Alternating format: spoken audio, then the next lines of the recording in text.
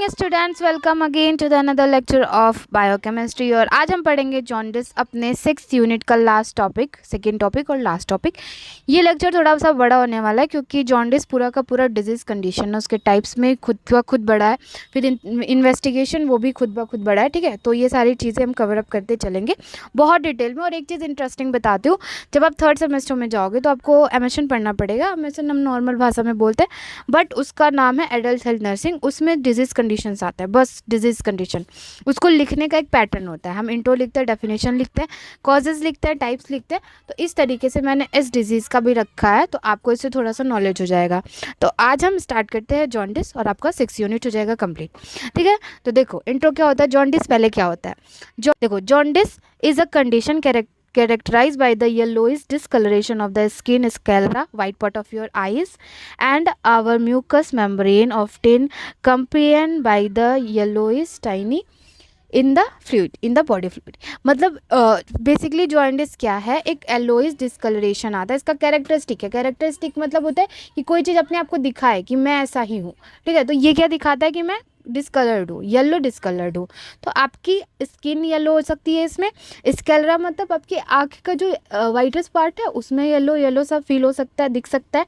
Mucus में, mucus membrane जो है उसमें येलो वर्न आ जाएगा। देखो बेसिकली क्या है, जो हमारे वाइट ऑर्गन है, वाइट चीज़ें हमारी बॉडी में, वो हो जाएगा। जैसे मैट्रिक्स है, म्यूकस है, ये सब कुछ थोड़ा येलो टच में रहता है, तो इसकी वजह से उसमें कलर शो होने लगेगा। तो हम बेसिकली उसको पता कर लेते हैं कि ये क्या जॉन्डिस है। समझ में आया इतना? अब देखो इसका डेफिनेशन एक लाइन में है, yellow colour cause by the building of the bilirubin in the blood. यानी ब्लड में बिलीरुबिन जब बन जाता है और आपकी बॉडी येलो कलर की दिखने लगती है, उसको हम जॉन्डिस बोलते हैं। अब जॉन्डिस किस में होता है, बच्चों में होता है या बड़ों में होता है? तो जॉन्डिस दोनों में होता है। कंडीशंस अलग अलग है, क्यों होता है, कैसे होता है, तो वो टाइप पे डिपेंड करता है। ठीक है, अब देखो कॉजेज, क्या क्या कॉजेज होते हैं जॉन्डिस के। तो एक फर्स्ट लाइन लिखा हुआ है, when bilirubin level is the blood is rise. जब आपके ब्लड में बिलीरुबिन का लेवल बढ़ जाता है तो वो आपकी स्किन को, आइज को येलो दिखा सकता है, तो इसे हम जॉन्डिस बोल देते हैं। कुछ कंडीशंस है। फर्स्ट कंडीशन क्या है, लीवर प्रॉब्लम। आपकी लीवर में अगर प्रॉब्लम है तो आपको जॉन्डिस हो सकता है। देखो, liver disease such as hepatitis, मतलब आपके लीवर में सॉइलिंग हो जाना, इन्फ्लामेशन हो जाना। सिरोसिस, ये भी एक डिजीज कंडीशन है लीवर का ही। Can impair the liver's ability to process bilirubin. हम जब पढ़ रहे थे बिलीरुबिन का प्रोसेस पाथवे, तो उसमें लीवर का बेसिकली बहुत मेन रोल था। ठीक है, तो वहाँ पे जब लीवर के अंदर कोई डिसफंक्शन हो जाएगा, डिजीज़ हो जाएगा, तो उसकी वजह से लीवर अपना काम, जो इफेक्टिवनेस है, वो उस तरीके से नहीं कर पाएगा, तो उसकी वजह से हो सकता है। नेक्स्ट है हमारा bile duct obstruction. Bile duct obstruction क्यों होगा? देखो, बाइल डक्ट से ही क्या होता है, लीवर से बाइल डक्ट का एक फॉर्म आता है, उसके बाद वो कहाँ पे जाके ओपन होता है, इंटेस्टाइन में। इंटेस्टाइन से फिर बाहर आता है। तो उस जब डक्ट में, उस जब एक पाइप में दिक्कत आ जाएगी, ऑब्स्ट्रक्शन हो जाएगा, तो उसकी वजह से जो है बिलीरुबिन अच्छे से आ नहीं पाएगा, जिसकी वजह से हमें जॉन्डिस हो सकता है। ठीक है, नेक्स्ट है आपका increase red blood cell break down. देखो, बिलीरुबिन क्या है, बिलीरुबिन प्रोडक्ट है जब आपकी आरबीसी टूटती है। आरबीसी 120 दिन में टूट रही है, तो उसी का पार्ट है वो। अब जब बहुत ज़्यादा आरबीसी टूटने लगेगा, ज़रूरत से ज़्यादा जब आरबीसी का ब्रेक डाउन होने लगेगा, तो ज़रूरत से ज़्यादा बिलीरुबिन भी बनेगा। आपकी बॉडी की कैपेसिटी है कि वो इतने बिलीरुबिन को निकालेगा, लेकिन जब ज़्यादा बनने लगेगा तो जाहिर सी बात है फिर वो आपके शरीर में फैलेगा, ब्लड में फैलेगा और आपको जॉन्डिस हो सकता है। ठीक है, समझ में आया ये तीनों? ठीक है, अब देखो टाइप्स, देखो टाइप्स बेसिकली 4 टाइप के होता है। ठीक है, फर्स्ट टाइप है आपका प्री हिपैटिक। ठीक है, प्री हिपैटिक बोल सकते हो या फिर इसको हिमोलाइटिक बोल सकते हो जॉन्डिस। 2 नाम है इसके, दोनों नाम लिख लेना और याद कर लेना। This type occurs when the red blood cell break down at the fastest rate, then the liver can produce the result bilirubin. This is often seen in the condition like hemolytic anemia or the certain infection. देखो, इसमें लिखा हुआ pre hepatic. Hepatic देखो, जहाँ पे भी hepatic word हो, use हो, उसका मतलब है कि वहाँ लीवर की बात हो रही है। तो यहाँ पे लीवर से भी पहले की बात हो रही है, यानी जब बिलीरुबिन लीवर तक पहुँच रहा है उसके भी पहले की बात हो रही है यहाँ पे। ठीक है, तो यहाँ पे क्या होता है कि जो आरबीसीज होते हैं उसका ब्रेकडाउन बहुत फास्ट होने लगता है, बहुत तेज़ी से होने लगता है। तो ये अभी लीवर तक आया नहीं, तो इसके लिए इसका नाम प्री हिपैटिक है। ठीक है, प्री हिपैटिक बोल सकते हो या फिर हिमोलाइटिक क्यों बोल रहे हो, क्योंकि हिम जो है उसका ब्रेकडाउन बहुत फास्ट हो रहा है, इसीलिए इसको हेमोलाइटिक बोलते हैं। लाइट मतलब होता है कट करना, लाइटिक मतलब किसी भी चीज़ का कट होना, ठीक है। तो यहाँ पे ये मतलब हो गया कि बहुत फास्ट से होगा आरबीसी का कट आउट, और आरबीसी का ब्रेकडाउन जब बहुत फास्ट होगा तो उसकी वजह से ये प्रॉब्लम हो सकती है। की वजह से और भी क्या चीज़ें हो सकती है, आपको हेमोलाइटिक एनीमिया हो सकता है, यानी रेड ब्लड सेल जा रहा है तो हेमोलाइटिक एनीमिया हो सकता है। सर्टेन इन्फेक्शन होते हैं, हो सकते हैं, इससे कुछ तरह के इन्फेक्शंस हो सकते हैं। नेक्स्ट है आपका हिपैटिक जॉन्डिस, जिसको हम हिपैटोसेलुलर भी बोल सकते हैं। This type arise from the liver. अब यहाँ पे लीवर की बात हो रही है, ये हिपैटिक है। हिपैटिक मतलब यहाँ पे लीवर की बात ही हो रही है, ये लीवर के डिसफंक्शन की वजह से हो रहा है। This type arise from the liver damage और डिसफंक्शन, लीवर के डैमेज और डिसफंक्शन से हो सकता है। Where the liver is unable to process और एक्सक्रीट द बिलिरुबिन इफेक्टिवली, जहाँ पे लीवर प्रोसेस नहीं कर पाता बिलिरुबिन के पाथवे को सही से, या फिर बिलिरुबिन को सही से निकाल नहीं पाता, डक्ट तक पहुँचा नहीं पाता, ठीक है, इसकी वजह से जॉन्डिस हो सकता है।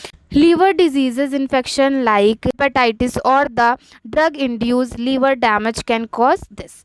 हेपेटाइटिस हो सकता है। हेपेटाइटिस मतलब होता है कि हिपैटिक का इन्फ्लामेशन, इसकी वजह से हो सकता है।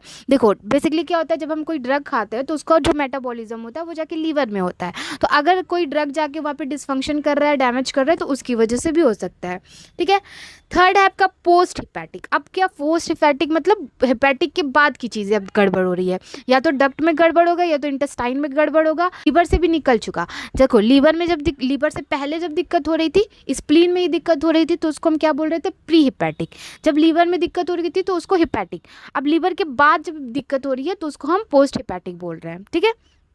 दिस अगर when there can be obstruction in the bile duct. वही मैंने कहा हिपैटिक के बाद हो रही है, यानी लीवर के बाद, तो लीवर के बाद फर्स्ट पाथवे क्या होगा, बाइल डक्ट होगा, बाइल डक्ट के थ्रू इंटेस्टाइन में जाएगा, तो वहाँ दिक्कत हो सकती है। Prevent bilirubin from being properly drainage from the liver, यानी कि ड्रेनेज होने से आपके बिलिरुबिन को लीवर से निकल के इंटेस्टाइन तक आने तक वो दिक्कत कर सकता है। कंडीशन है जिसकी वजह से ये प्रॉब्लम हो सकती है। अगर आपको गॉल ब्लैडर में स्टोन है उसकी वजह से हो सकता है, कोई ट्रॉमा है, इन्फ्लामेशन है आपकी बाइल डक्ट में, और अदर कॉजेज़, कुछ और कॉजेज़ हो सकते हैं, ठीक है। इसकी वजह से ये वाली आपको जॉन्डिस हो सकती है, ठीक है। हर जॉन्डिस का एक कॉज दे रखा है कि ये वाली जॉन्डिस क्यों होगी, ठीक है, तो वो भी देखो लास्ट में यहाँ पे दे रखा है। गॉल स्टोन दे रखा है, तो गॉल स्टोन मतलब क्या है, गॉल ब्लैडर में स्टोन हो जाना, ठीक है, ट्रोमा की वजह से, इन्फ्लामेशन की वजह से, तो दे रखा है। फोर्थ है आपका न्यूनेटल जॉन्डिस।